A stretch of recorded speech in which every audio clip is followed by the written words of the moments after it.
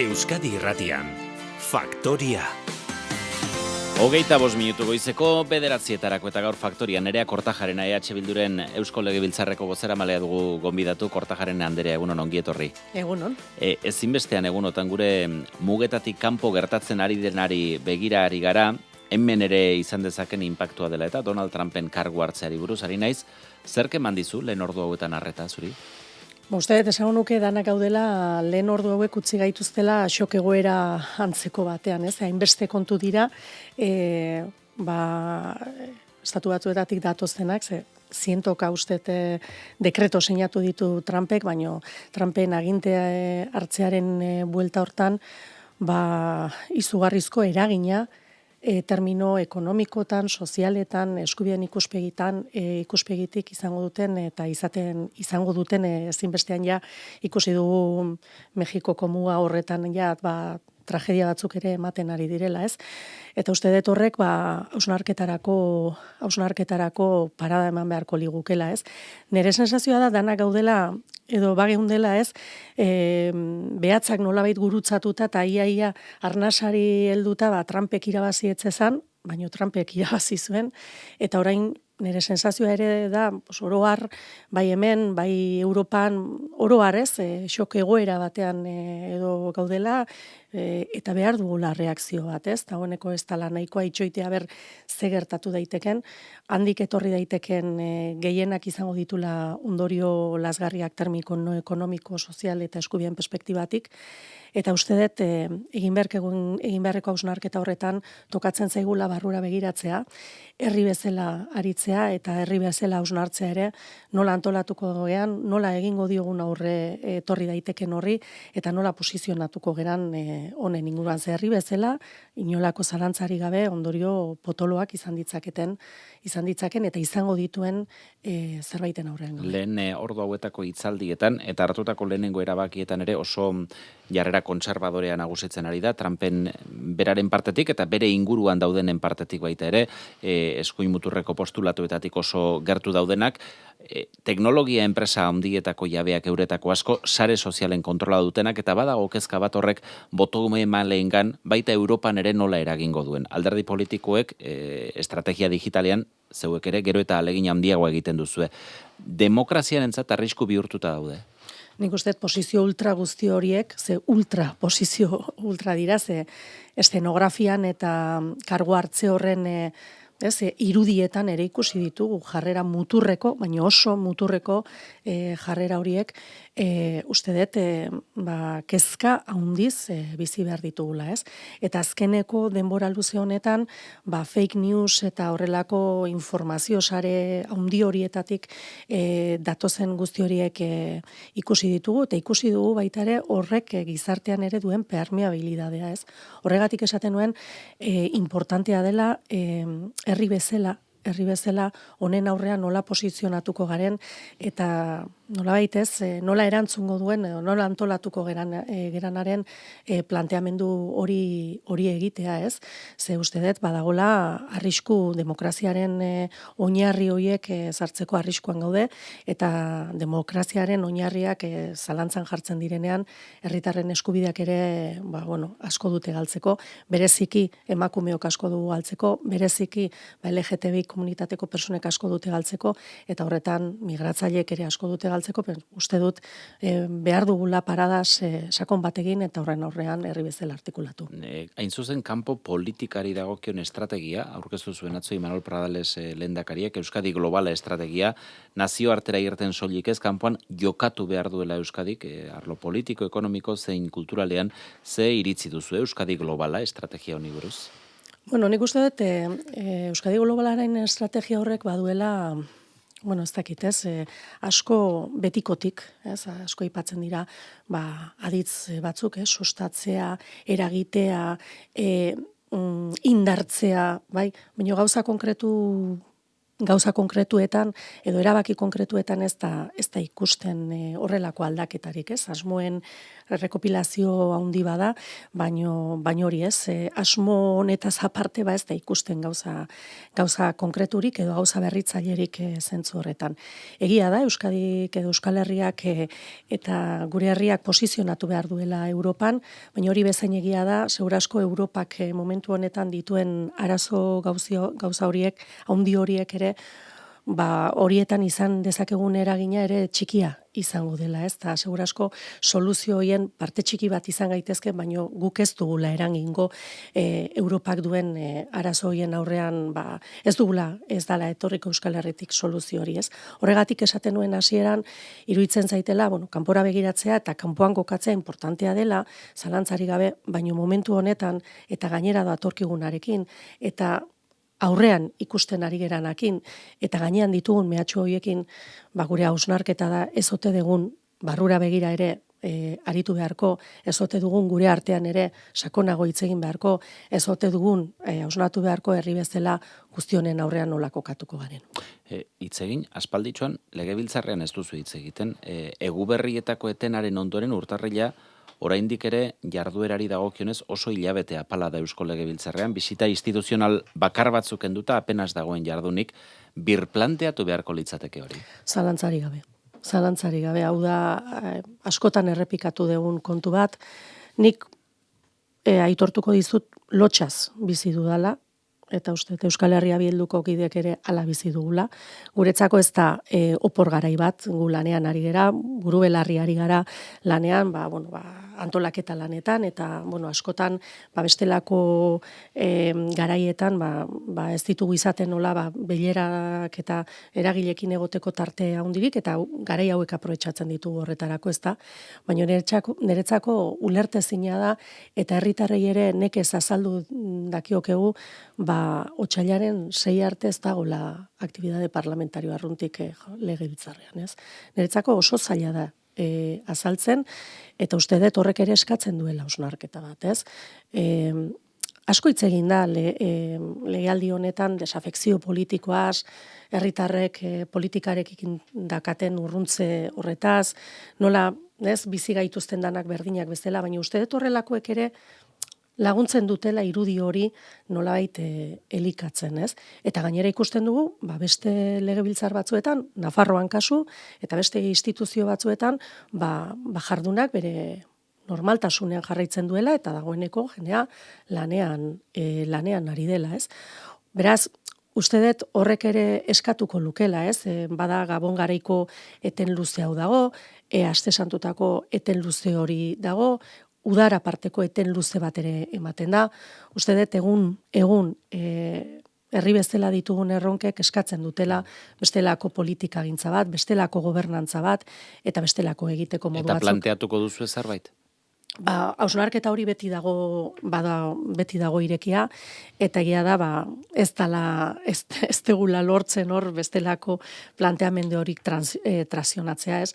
Baina uste legebiltzarrak ere behar duela modernizazio bat eta garai berrietara egokitzeko alegin bat. Urtarriko eten hau nola nahi ere neurri batean ari zarete alderdia baliatzen zuen barne prozesuetan ere aurrera egiteko, EH Bilduk bere etorkizuneko zuzendaritza izango den mai politikorako izen zerrenda eta kargu zerrenda proposatu du, eta zeure izena proposatu dute programa arduradun izateko. Nola hartu duzu proposamena izendapena? Esan, izendapen hori hartu dut, orea handiz, eta niretzako erronka oso polita da, badin eta, gero gure militantziak proposamen hori berresten badu, esan, gogo handiz helduko nioke lan honi, ez? Ze asko hitz egiten ari gera, azken aldian, herri honek aurrera begira ditun erronkez, orain hitz egiten ari geran, ez? Trumpek ekarri ditzaken aldaketa edo Trump eta muturreko jarrera hoietatik etorri daitezken aldaketaz, baina oroar, ez? Uste dut, Ines Osinagaren kantu horretan bezena danak ikusten ari gerala, dana asko aldatzen ari dela, abiadura handian aldatzen ari dela gainera, eta horrek eragina handiak ditula gure herri honetan eta herritarren bizitzan, eta horren aurrean ikusten duguna da, politika publikoak oso mantxo aldatzen ari direla. oso mantxo aldatzen ari direla, ez? Beraz, kontestu honetan, nolabait programatik egin daitezken aldaketa edo salto programatikoiek edo herritarrei eskaini dakizkiok egun erantzun berri horiek edo ziurtasun berri horiek eraikitzeko erronka oso polita iruditzen zait, eta ez da logo gogoa handiz hartuko dut militantziak ala erabakitzen. Hau nola nahi ere zuzendaritzaren proposamen bada. Aurre ikusten duzue egon daitekela hautagaitza alternatiborik? Ikusiko dugu, datozen egunetan ikusiko dugu hori, hau da zuzendaritzatik egindako proposamen bat, asko hausnartuta gero egindako proposamen bat. Nik uste ibilbide nahiko positibo bat izan duen zuzendaritzak asko hausnartuta gero egindako proposamen bat, baino edozein kasutan azken hitza gure komunitate handi horrek izango du. Askok somatu dute ezkerra abertzaleko perfil ugari daudela zuzendaritzarako, sortutik datozenak, eta aldiz EAko edota alternatibako ordezkaririk apenas edo gutxiago. Hala da, EH Bilduk sortutik edaten du batez ere? Nik uste horrelako zerak iragarpenak eta egiten direnean beti sortzen direla relato asko, ez? Ia iragarpen guztiekin egiten direla relatoak, eta egia esan, gure eguneroko Euskal Herria Bilduko barne bizitza horretan relato horiek batzutan ere bizitzen ditugu irripar txiki bat ere ikusita, ez.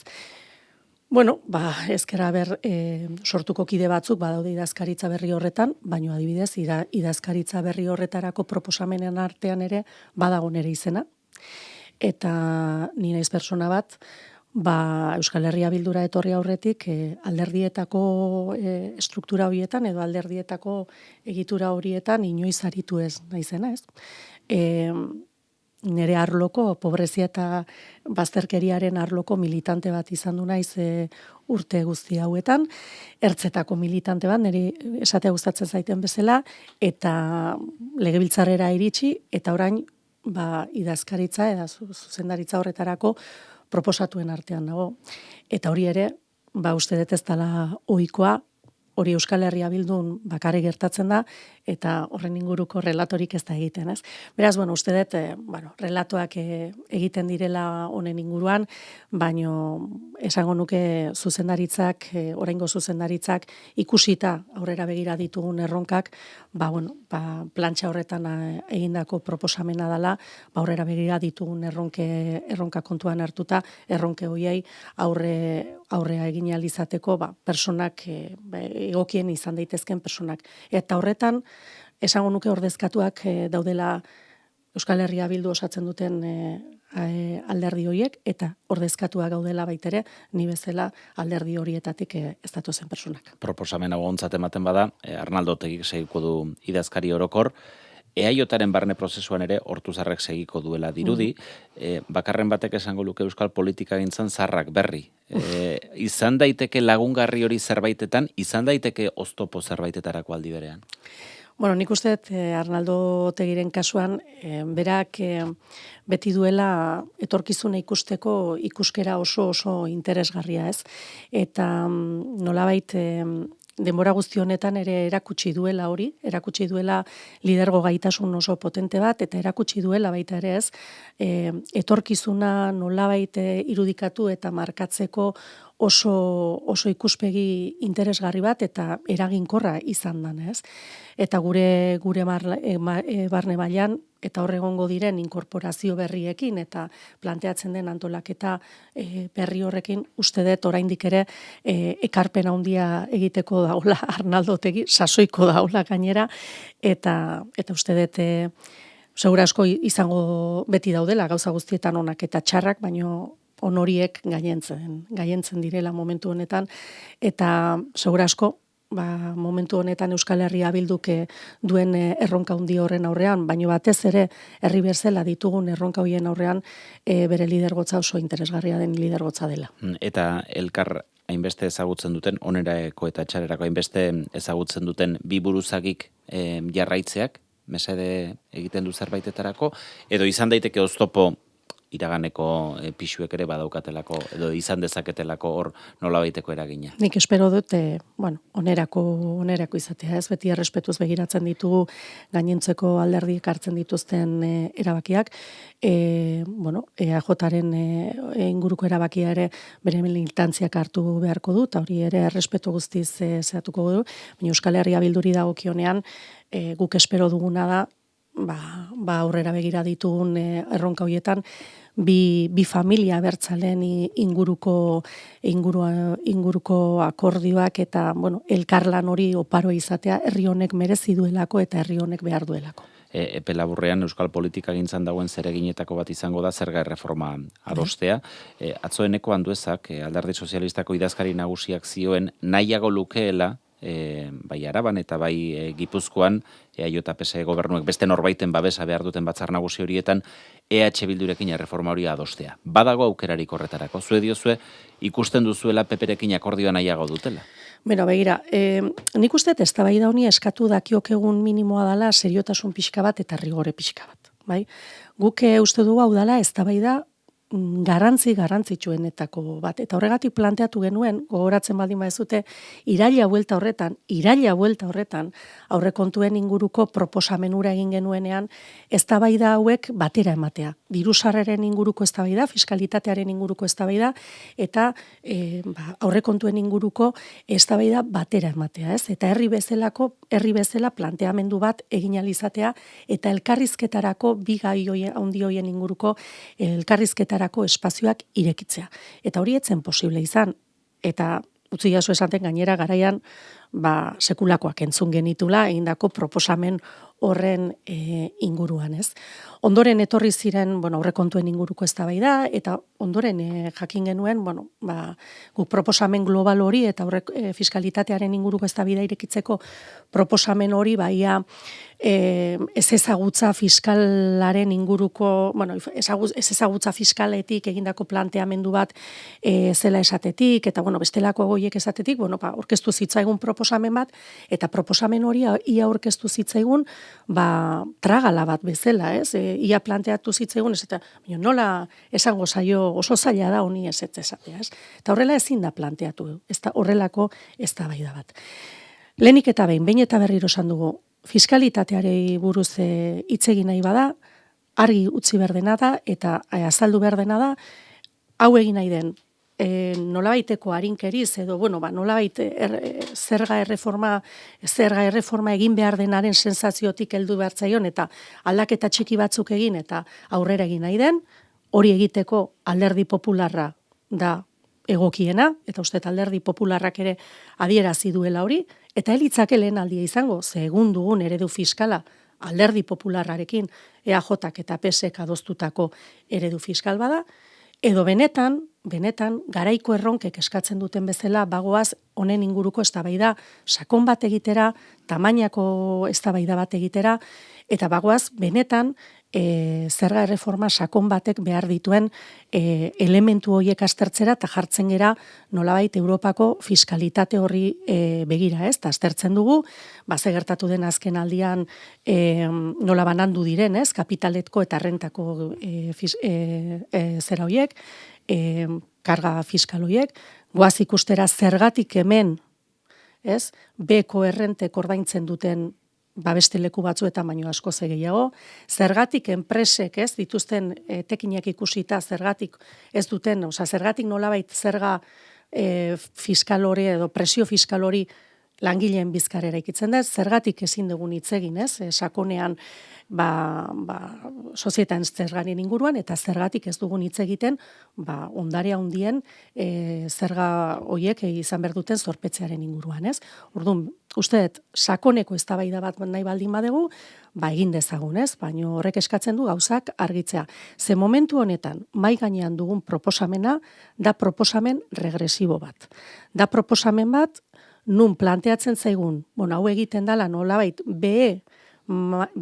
errenta baxuenak edo babesteko, baino finean, errenta baxu horiek aurreztuko dutena, edo nik titularrak ikusi ditu zentzu horretan, ez? Inbeste diru aurreztuko dute Gipuzkoarrek adibidez ikusi nuen medio batean.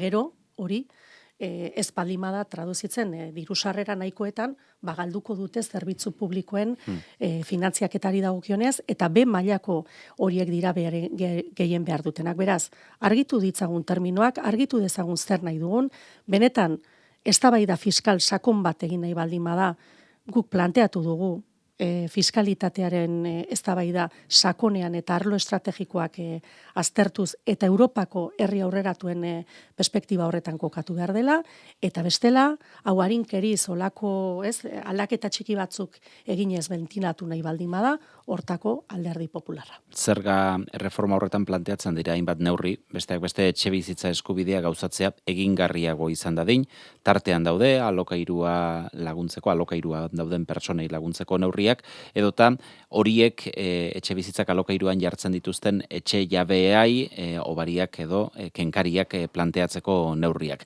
Norabidea unean datoz, esango zenuke? Nik uste dut, egin behar dela hausnarketa sakonago bat, ez? Kenkari horietako asko dagoeneko badaude, ez? Etxebizitzaren inguruko kenkariak egon dira, eta ez dute lagundu, ez?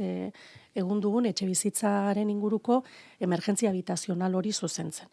Kenkariak planteatzen diranean, beste neurri batzuk planteatzen diranean, beti ikusi behar duguna da, neurri horiek zenbat balio duten, zenbateko kostua duten, eta ze helbururekin planteatzen diren, ez? Eta horren arabera hartu behar dira erabakiak. Nik uste zentzu honetan egin behar dugun planteamendua dana. Ezin dana egin da etxebizitzaren inguruan, eta kenkari horietako batzuk ondo egon daitezke, beste batzuk zalantzagarriagoak izan daitezke, baina etxebizitzaren inguruan egin behar da bestelako hausnarketa bat, ez? Eta ezin dana izan da neurri horietara mugatu, herri honetako etxebizitza politika, eta uste dut zentzu horretan, hausnarketak eskatzen duela bestelako parada bat. Etxebizitzarekin lotuta zuzen oraintxe abiatzekoa da Hirigintza eta Etxebizitza Foruaren lehen osoko bilkura.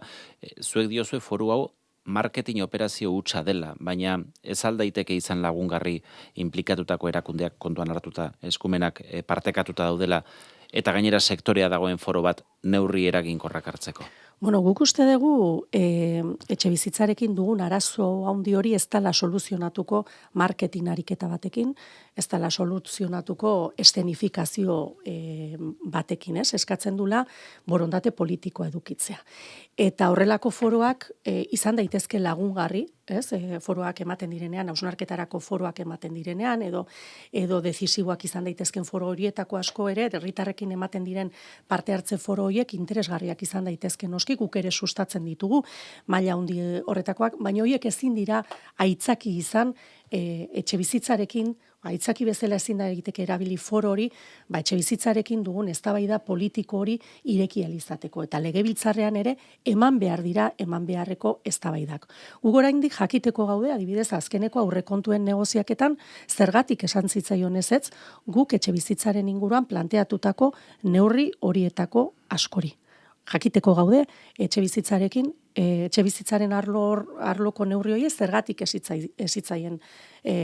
ziren onartu edo zergatik etzen horren inguruko adostasunik erdietsi. Baino haratago ikusten ari garenara ere hemen badagola sinesgarritasun arazo bat. Ze momentu honetan guk esan behar dugu EAJ blokeatzen ari dela etxebizitzarako sarbide hori egikaritzeko planteamendu oso bat, ez? Udalak egiten ari diren ahalegin oso hori EAJ blokeatzen ari dela, ez? Ordun horrek ere blokeatu zertan.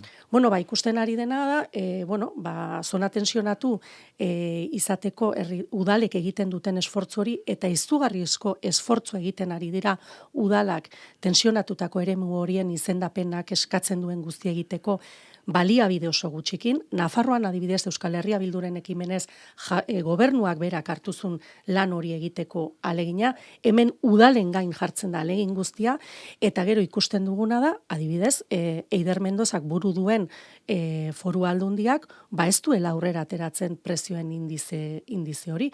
Eta zentzu horretan, guk hasieratik esan genuen, nolabait, etxebizitzaren auziak eskatzen zuela eskala instituzional bakoitzean, bakoitzak egin behar zituen lan horiek egin behar bezala egitea. Eta hemen ikusten duguna da, EAJ blokeatzen ari dela lan guzti hori, ez? Eta zentzu horretan gure kezka da, edo gure galdera da, zergatik gertatzen ari dena, ez?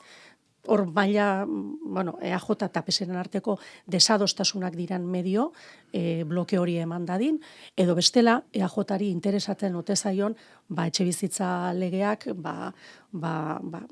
garapen arrakastatsurik ez egitea, badakigu denok, lege horren kontra bozkatu zutela, ez? Edo zen kasutan ondorioak oso larriak dira, ze hemen etxe bizitza arazo larri bat dugu, beraz, horrek eskatzen du, bestelako hausnarketa bat, eszenifikaziotik haratago duana, eta eskatzen duna da, eskala instituzional guztia, bide honetan, etxe bizitza eskubide hori gauzatzeko bidean kokatzea. Azken kontu bat gaurko egunari lotutakoa, hezkuntza publikoan gaur hasiko da 12 eguneko greba aldi bat, ziklo bat. Negoziazioa irekita dagoenean, eta Jaurlaritzak hori dio, justifikatua ikusten duzu deialdi hau? Begira, gu ez gaude negoziaketa mai horretan, eta ez dakigu ze puntutan dauden negoziaketa horiek, baina oso argi dakatena da, auzi hau ez dela konponduko, ez dela bideratuko, ez harrokeriz, ez soberbiaz. Hezkuntzaren inguruan dugun arazoa herri perspektibatik heldu beharreko eztabaida bat, sakoneko eztabaida bat, eta momentu honetan badira 3 elementu, bat jaiotze tasarena, bestea migrazio fluxuena, eta bestela digitalizazioarena, nolabait erabatean baldintzatzen ari direnak hezkuntza sistemaren eta hezkuntzaren bueltan ditugun kontu horiek, ez? Eta guzti honek eskatzen duena da, sakoneko eztabaida bat, herri perspektibatik eraiki behar den sakoneko eztabaida bat, ez dena mugatzen lan baldintzetara, baina lan baldintzak ere badira horretan kontuan hartu beharreko kontu bat. Gu bagatoz hezkuntza akordio zabal batetik, ilusionantea izan zen hezkuntza akordio batetik, eta ikusten duguna momentu honetan da Jaurlaritza aldendu egin dela akordio horrek planteatzen zuenetik, bai legean aldendu zela, eta bai lege horren garapenean hezkuntza akordioren garapenean urruntzen ari dela hezkuntza komunidadeaz, eta seguraski urruntzen ari dara baita ere langileen lan baldintzen auzi honetan. Beraz, gure enplazamendua da, elkarrizketa mai horretan, hezkuntza akordioaren espiritu horretatik, nolabait akordio onak eta perspektiba horretan eraikitzen diren akordioak erdiestera. Nerea Kortajarena, EH Bilduren legebiltzarreko bozeramale. Eskerrik asko gaur Euskadi Irratira etortzegatik, hurrengora arte. Eskerrak zuen. 9 jo berri dira.